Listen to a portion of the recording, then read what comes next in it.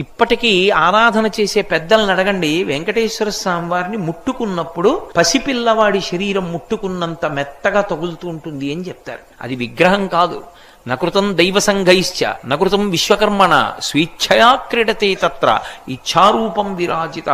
మహానుభావుడైన ఆయన మాట్లాడాడు చాలా కాలం. తొండమాన్ చక్రవర్తితో మాట్లాడేవాడు. ఒకప్పుడు తొండమాన్ చక్రవర్తి వచ్చి అహంకారం ప్రదర్శించాడు.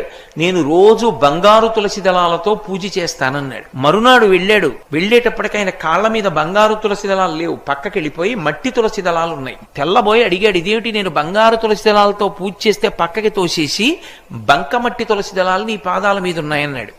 నువ్వు చేసిన పూజ ఏ పూజ? నేను బంగారు తులసి దళాలతో చేస్తున్నానని అహంకారంతో చేశావు, పక్కకి తోసేశాను. అంటే మరి బంకమట్టితో ఎవరు చేశారన్నాడు. పరమభక్తుడు ఒకడు ఉన్నాడు నాకు, వాడు చేశాడు, అది పుచ్చుకున్నాను.